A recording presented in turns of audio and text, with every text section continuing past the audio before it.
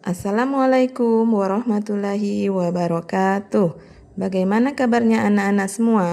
Semoga kita semua selalu dalam keadaan sehat, bahagia, dan tetap semangat.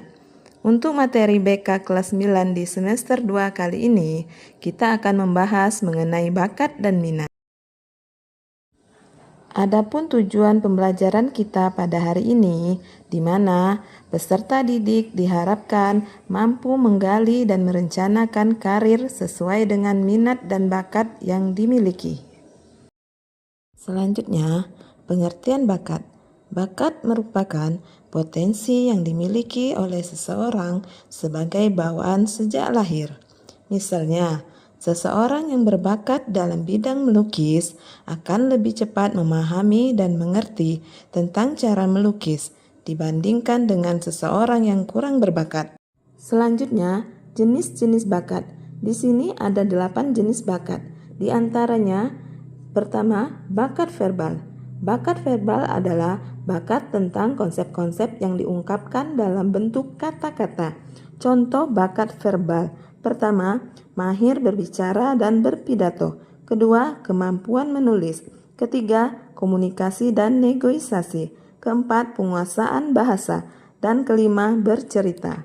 Selanjutnya, yang kedua, bakat numerikal. Bakat numerikal adalah bakat tentang konsep-konsep dalam bentuk angka. Contoh bakat numerikal, pertama, kemampuan berhitung cepat. Kedua, analisis data statistik. Ketiga, manajemen keuangan. Keempat, pemrograman komputer. Dan kelima, logika dan penalaran matematika. Selanjutnya, bakat skolastik, yaitu kombinasi kata-kata, logika, dan angka-angka. Kemampuan dalam penalaran, mengurutkan, berpikir dalam pola sebab akibat, menciptakan hipotesis, mencari keteraturan konseptual. Contoh bakat skolastik diantaranya penalaran verbal, penguji pemahaman, bahasa, sinonim, antonim, dan logika. Kedua, penalaran numerik, menguji kemampuan berpikir dengan angka, deret angka, dan aritmatika. Dan ketiga, logika pemecahan masalah, menguji logika silogisme dan analitis, soal cerita atau logika deduktif. Dan keempat, bakat abstrak. Bakat abstrak adalah bakat yang bukan kata maupun angka, tetapi berbentuk pola rancangan, diagram, ukur-ukuran, bentuk-bentuk, dan posisi. Contoh bakat abstrak misalnya arsitek dan insinyur, desain grafis atau artis, dan pilot.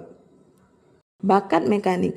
Bakat mekanik adalah bakat tentang prinsip-prinsip umum IPA, tata kerja mesin, perkakas, dan alat-alat lainnya. Contoh bakat mekanik, pertama, teknisi atau mekanik otomotif. Kedua, operator alat berat. Ketiga, pemahaman prinsip fisika. Keempat, keahlian teknis. Kelima, teknisi kelistrikan. Berikutnya, bakat relasi ruang atau spasial adalah bakat untuk mengamati, menceritakan pola 2 dimensi atau berpikir dalam 3 dimensi. Contoh bakat relasi ruang. Pertama, arsitek dan desainer interior. Kedua, fotografer dan videografer. Ketiga, artis dan pelukis. Keempat, pilot dan navigator. Kelima, insinyur mesin dan animator 3 dimensi. Keenam, fashion designer. Berikutnya, bakat kecepatan ketelitian klelikal adalah bakat tentang tugas tulis-menulis, ramu-meramu untuk laboratorium, kantor, dan lain-lain. Contoh, pertama, kecepatan entry data. Kedua, ketelitian pengarsipan. Ketiga, pengecekan dokumen. Keempat, meramu atau mengorganisir data laboratorium. Kelima, administrasi dan penata usahaan. Berikutnya, bakat bahasa atau linguistik adalah bakat tentang penalaran analitis bahasa, ahli sastra, misalnya untuk jurnalistik, stenografi, penyiaran, editing, hukum, pramuniaga, dan lain-lain. Contoh bakat bahasa. Pertama, kemampuan linguistik tinggi. Kedua, mahir berbahasa asing. Ketiga, menulis kreatif, menyimak.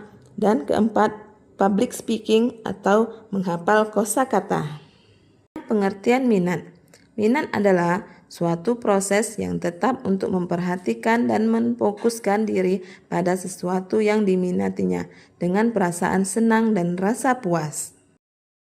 Jenis minat. Pertama, minat vokasional, merujuk pada bidang-bidang pekerjaan. Kedua, minat profesional, minat keilmuan, seni, dan kesejahteraan sosial.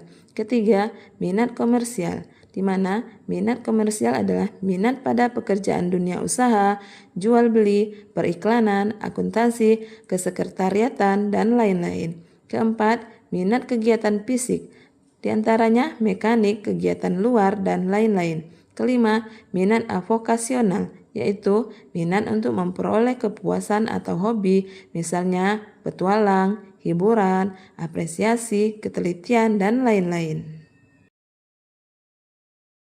Faktor-faktor pendukung minat dan bakat.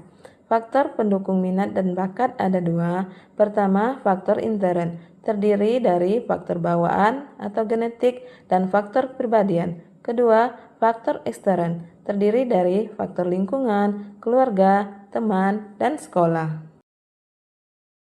Cara mengembangkan bakat dan minat. Pertama, kenali diri lebih dalam. Mengenali diri sendiri adalah langkah awal yang penting. Tanyakan pada dirimu, apa hal yang kamu sukai? Aktivitas apa yang membuat kamu merasa puas dan bahagia? Apa kelebihanmu? Apa kekuranganmu?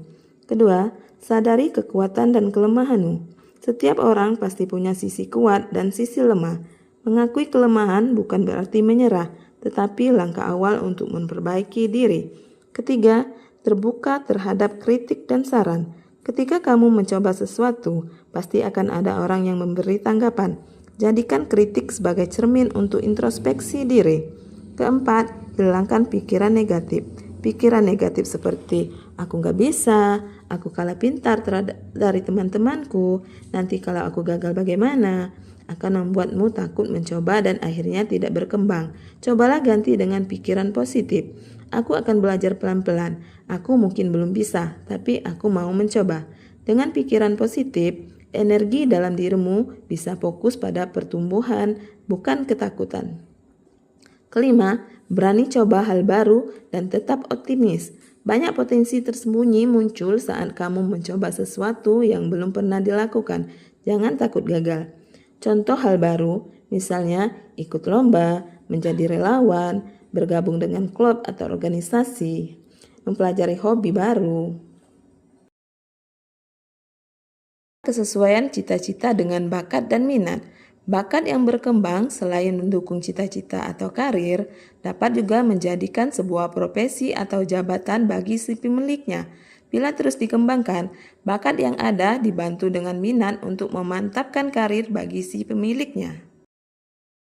Itulah tadi materi bakat dan minat. Mudah-mudahan bisa bermanfaat untuk kita semua. Terima kasih telah menonton video ini. Kita bertemu lagi di video-video pembelajaran selanjutnya. Saya akhiri. Assalamualaikum warahmatullahi wabarakatuh.